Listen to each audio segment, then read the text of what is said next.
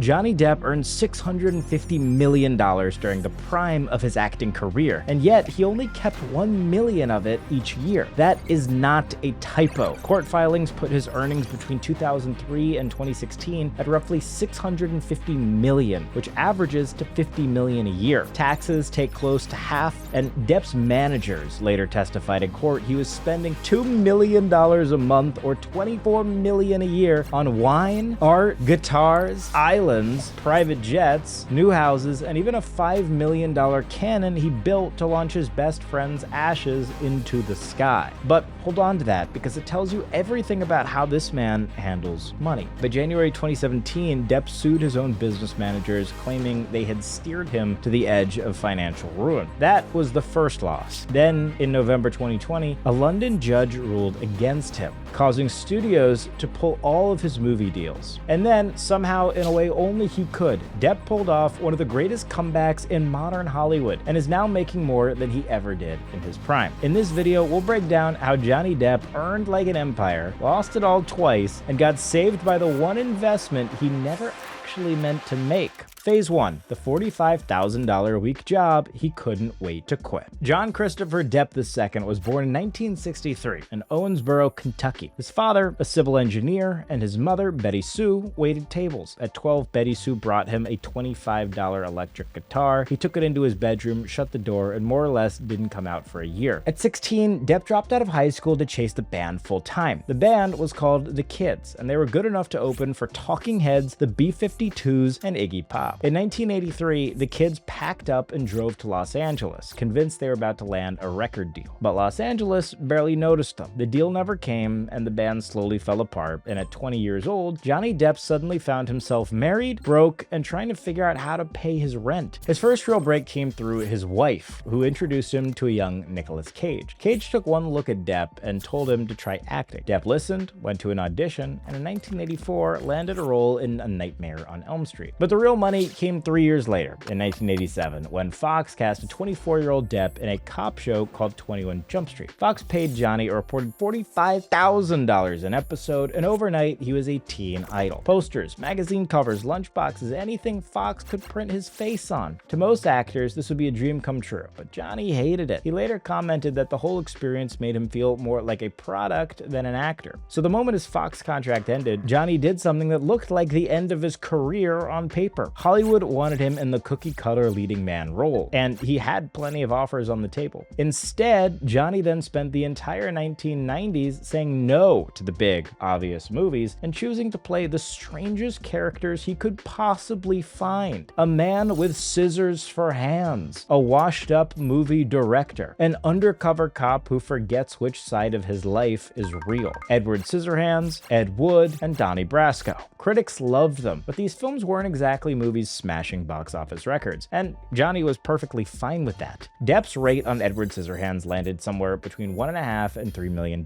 which is great money, obviously. That said, other of the biggest Hollywood stars were pulling in 10 times that on a single one of the projects that Johnny passed on. Johnny wasn't trying to become the highest paid actor in Hollywood, he was trying to become the most interesting one. For 10 years, Johnny Depp publicly demonstrated that he would rather make the weird movie for less money than the obvious movie for more. Every single one of those choices was a data point, and they all said the same thing. This man is perfectly fine walking away from the negotiation table. In a negotiating room, that stance is priceless. The person with the better fallback plan and doesn't need anything from anyone always wins the negotiation. Depp had spent a decade making his fallback plan credible very publicly, so that everyone he would ever negotiate against would see it. However, he did try direct ownership once. In 1993, Depp put his own money into a business for the first time and bought a Sunset Strip nightclub called the Viper Room. Unfortunately, things quickly went bad in just about every way possible, and it quickly gave him a lesson in just how messy direct ownership can get. 2 months after opening, River Phoenix overdosed and died on the sidewalk outside the club. Then Depp's own business partner accused him of skimming millions from the club and took the issue to court, and then suddenly vanished the day before he was due to testify. In 2004, Depp ended up just giving up his stake entirely entirely at a loss just to be done with the whole thing. The ownership experiment had been a disaster, and something Johnny wouldn't attempt to do again for another 30 years. At this point, Johnny Depp had become a very rare kind of actor. He was famous enough to sell any movie at the box office, respected enough to get any director on the phone, but still unpredictable enough that no movie studio could control him. Hold on to that last part, because Johnny Depp's unpredictability is what's about to make him one of the most expensive actors in Hollywood, and Disney was about to foot the bill. Phase 2. The Captain Jack Effect. In 2003, Disney cast Depp as the lead in an action-adventure pirate movie based on a children's theme park ride in Magic Kingdom, the last ride Walt Disney himself ever took part in designing and bringing to life at Disney World. Disney regretted their casting decision almost immediately after realizing the screenplay had left the majority of the character up to the actor for interpretation on how to play it on screen. Taking full advantage of his newfound creative freedom, Johnny Depp showed up to set for day one of filming as Captain Jack Sparrow.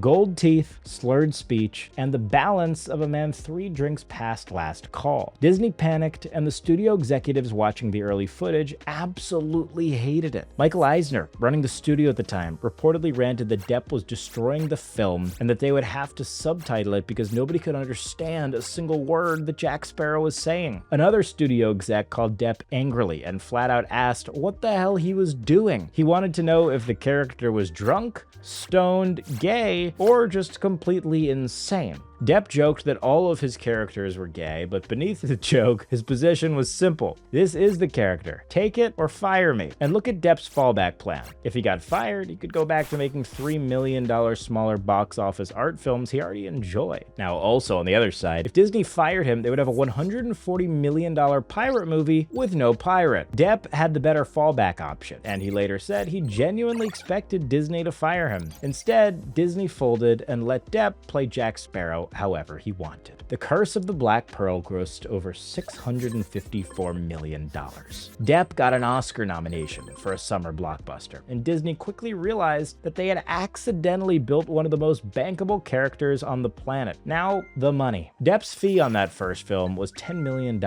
No meaningful back end because, honestly, no one expected the movie to become what it did. That single contract is the most expensive decision in this entire breakdown. Depp sold his labor as a flat fee before anyone knew what the asset was worth. 5 years later, Robert Downey Jr. would face the identical situation on Iron Man and would make the opposite call, taking a lower salary of $500,000 in exchange for 8% of the film's gross. Downey priced his upside before the proof arrived. Depp priced his after. But Depp realized this on the very next contract, and that is the part worth remembering. Depp didn't ask for a bigger fee on the sequel. He asked for a different kind of number entirely. Depp stated that he wanted to earn more every time the film earned more. That deal only existed because of when it was asked. After the success of the first Pirates movie, Disney knew Jack Sparrow was a billion-dollar asset, and they also knew that they couldn't just recast him. Depp also simultaneously had only signed on to do one movie, and Disney would have to strike a new deal with him if they wanted a sequel. For Dead Man's Chest, the second Pirates film, Depp's base was around $20 million plus back-end participation. The movie opened to a $135 million single weekend, the biggest opening in history at the time. Depp's total earning for the film came in at $60 million. Same actor, same franchise, one renegotiation, 6 times the money. At World's End, the third Pirates film added roughly $50 million to Depp's total earned treasure for playing the role of Captain Jack Sparrow. Across 5 films, the Pirates of the Caribbean franchise grossed more than $4.5 billion. And Depp wasn't just collecting checks from Disney for playing Captain Jack Sparrow. Disney casted him in the 2010 Alice in Wonderland remake as the Mad Hatter, paying Depp a reported $68 million. According to financial documents that later surfaced in court, Johnny Depp earned over $650 million in total for all of his acting roles between 2003 and 2016. And in the middle of his generational box office in 2015, Dior signed Depp as the face of their new men's cologne. Now, compared to Pirates, no one have really paid the brand endorsement much attention. But pay attention here, because within 5 years, that brand contract would become more important to Depp than the entire Pirates franchise. If you're still here, you're not watching this for the tabloid version. You're watching because you want to know what an operator actually does when his only customer walks away. That is what this channel is for. We break down celebrity empires as systems and follow the money instead of the myth. Hit subscribe so you don't miss the next one. Phase 3, 600 million earned, 0 saved. Making 650 million is only half of Johnny Depp's story. The other half is where it actually went. Because while all that money was coming in, it was leaving almost just as fast. And in this case, we actually know how fast. In 2017, Depp and his management team sued each other, and both sides came to court with the receipts. According to his managers, Johnny Depp was spending $2 million a month, every single month, for years. Roughly $75 million into 14 properties, including a 45-acre estate in the south of France, a chain of islands in the Bahamas, 5 neighboring homes in the Hollywood Hills, and a horse farm in Kentucky. $200,000 a month on private jets, $150,000 a month on security, $300,000 a month on a staff of 40, $350,000 a month went to maintaining a 156-foot yacht that he actually eventually sold to Harry Potter writer J.K. Rowling, 12 houses of memorabilia, 70 guitars, and more than 200 pieces of art, including Warhols and Basquiat's. And then, of course, there was the $5 million cannon he used to blast Hunter S. Thompson's ashes into the sky. His managers also claimed that Depp was spending about $30,000 a month on wine, which is impressive. Depp was furious about that number too, not because it was too high, but because, according to him, it was insultingly low. Now sort every one of those line items into a box. Box 1 is the things that vanish the moment you pay for them: jets, staff, security, wine, parties, and ash cannon. Box 2 is the things worth millions on paper that you cannot turn into cash on a Tuesday: houses, islands, paintings, and guitars. Box 3 are the things that put money into your account while you're sleeping: operating business, royalty streams, equity in something that grows without you standing in front of it. Box 1 burns, box 2 sits, box 3 pays. Johnny Depp had no box 3, not a single dollar of it. And this is where the real problem starts. There was no giant business empire quietly printing cash in the background. The entire system depended on one thing: Johnny Depp continuing to collect $20 million movie checks. And as you've already seen, Johnny Depp is unpredictable. Depp's own personal taxes were filed late for more than a decade, and his own lawsuit revealed total fines to be $8.3 million in interest and late penalties. And by Depp's own account, he didn't fully understand how bad his finances had become until 2016. Unfortunately, that was almost the exact moment Hollywood started paying him less. Forbes named him the most overpaid actor in Hollywood in 2015, calculating that his recent non-Pirates films only returned around $1.20 at the box office for every dollar he was paid. For years, Pirates had been carrying the entire Johnny Depp empire, and yet the ship still sank. Phase 4. The day the phone stopped ringing. In 2016, Depp's marriage to Amber Heard ended in a divorce filing and allegations of domestic abuse, which Depp denied. The story exploded across the tabloid. And then in January 2017, the same month that the divorce was finalized, Depp sued his business managers for $25 million, alleging fraud and negligence. They countersued and responded with one of the most brutal lines ever written about a celebrity client. According to them, they had done everything possible to protect Johnny Depp from himself. Both parties settled confidentially in July of 2018, and each was partly right. Depp's managers failed at some incredibly basic things. Depp's taxes had been repeatedly filed late, costing him millions in penalties. But at the same time, there's also a hard ceiling on what any manager can do for a client burning $2 million a month, and by his own admission, was not even reading his own bank statements. Then came the hit that nearly killed Johnny Depp's career. In 2018, Amber Heard published a Washington Post op-ed describing herself as a public figure representing domestic abuse. She didn't name Depp in the article directly, but that same year, the British tabloid The Sun published a headline calling Johnny Depp an abuser. Depp sued the newspaper for libel, and in November 2020, he lost. The judge ruled The Sun's description was substantially true, filing 12 of the 14 alleged incidents proving to the civil standard. The fallout from that verdict was immediate. Warner Brothers asked Depp to resign from Fantastic Beasts, where he was playing the main villain, and by that point, Depp had reportedly only filmed just one scene for the movie. Luckily for him, his contract was pay or play, meaning Warner Brothers still owed him his full salary whether they used him or not. So he walked away with around $16 million for only having to shoot one scene. But it was the last studio check he would cash for years. Disney had also already moved on from Depp being in Pirates of the Caribbean. Depp's former agent testified under oath that a $22.5 million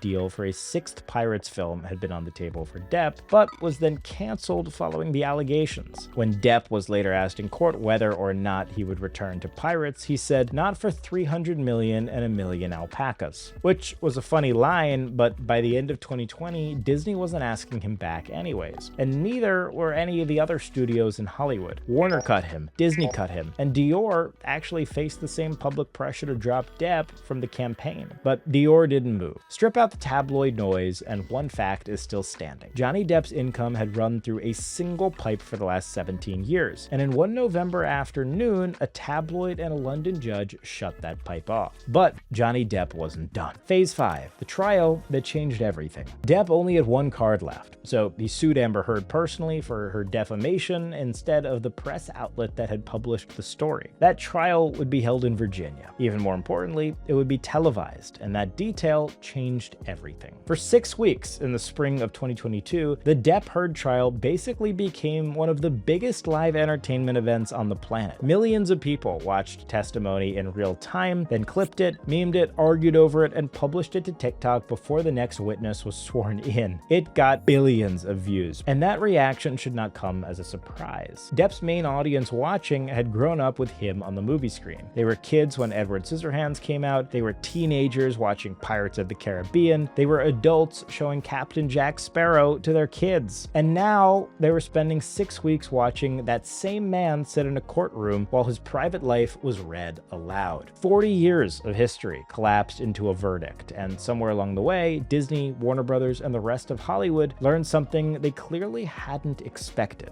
Depp's audience had not shrunk across the 6 years of scandal. If anything, millions of people now felt more personally connected to him than ever before. And very soon, one company was going to find out exactly how much that loyalty was worth. On June 1st, 2022, the jury found Heard had defamed him, awarding $10 million in compensatory damages plus $5 million punitive, which Virginia law capped at $350,000. Heard had won $2 million on one count of her counterclaim. The case later settled for $1 million, which Depp donated to charity. But this was never really about collecting a check. What Depp really wanted back was his name and good standing culturally. For the first time in 6 years, the public was looking at him differently, and while almost every brand and franchise walked away from Depp when his career was at its lowest, Dior didn't. Within days of the verdict, Dior ads featuring Depp were back on primetime, and sales had also surged during the trial because fans had worked out the one frictionless way to vote for Johnny Depp with a credit card: buy the cologne. And then Depp discovered just how much that loyalty was worth. 1 month after the verdict, he released 780 prints of his own paintings through a British gallery chain, pop art portraits of the people he admired. They sold out within hours and reportedly brought in around $3.6 million. For a few days, Johnny Depp was making more money selling pictures he'd painted than most actors make acting. Then in May 2023, Dior renewed him for a reported $20 million over 3 years, the largest men's fragrance deal in history, bigger than Robert Pattinson's Dior deal and nearly triple Brad Pitt's Chanel contract. Bernard Arnault, the LVMH boss and one of the richest men alive, publicly credited the image of Johnny Depp for making the campaign a runaway success. He wasn't exaggerating, because the fragrance went on to become the best-selling fragrance on the planet. And what Depp did next turned his comeback into something the rest of Hollywood would study for years. Phase 6, the comeback ladder. Every rung of the ladder Johnny Depp built after 2022 followed the same rule: no gatekeeper. Hollywood still wasn't exactly lining up to hire Johnny Depp, but the European audience had never completely turned their backs on him. In May 2023, Depp opened Cannes Film Festival and got a 7-minute standing ovation. When reporters called it a comeback, he rejected the word. As far as he was concerned, he had never left. Rung 2, the director's chair. Through his London production company In.2 Film, Depp directed Modi, a Modigliani biopic with Al Pacino producing and co-starring. The film kind of flopped. Metacritic in the low 30s, no American release until late 2025. It was a credential, though, anyways, and Depp could now raise the money, run a European set, and deliver a finished film, and nobody in Hollywood has to greenlight anything to do with it. Rung 3, the stage. Hollywood vampires put him on guitar next to Alice Cooper and Aerosmith's Joe Perry. Selling out venues across Europe and the UK through 2023, no studio gets a vote on who fills an arena. Ticket buyers do. Rung 4, the exhibition. In October 2024, a show called A Bunch of Stuff opened in West Chelsea. Not a gallery hang, a ticketed, immersive, multi-room experience that ended, by design, in a gift shop. It ran in New York, then moved to the Tokyo department store from November 2025 through May 2026. It is a touring, ticketed, licensable asset running on direct demand. Rung 5, ownership. On March 31st, 2026, Depp launched 3 Hearts rum with his longtime friend Bobby DeLeon, putting his name behind a premium Caribbean rum. A 7-year aged rum at $69.99, sold direct from the brand's own website. There is no distributor between him and the buyer, and the last time he put his own money into a business was the Viper Room 33 years earlier. He's selling his rum to a generation that spent 20 years watching him play a pirate, the pirate, in the Caribbean. Phase 7, the $650 million scoreboard. So how did Johnny Depp actually lose? The legend says $650 million, but you already ran this math at the top of the video. Taxes take close to half before anything else happens. What he burned on jets, staff, wine, lawyers, settlement, and the occasional ash cannon lands closer to 150 or 200 million. And that's an estimate, not an audit. But it is a defensible one. Still insane though, and nowhere near 650 million. And not all of it was dead weight either. The property held value, and the Warhols and Basquiats he bought because he liked looking at them may have quietly outperformed every deliberate financial decision he ever made. His worst performing asset class was his own financial planning. Mostly because for 16 years, there wasn't any. Today, the machine runs again. Dior pays him 8 figures to remain Johnny Depp. Film fees are back. He has touring income, an art business, and equity in a rum company. This has been the Johnny Depp Portfolio Breakdown. My name is Buster. I'll see you next time. Peace.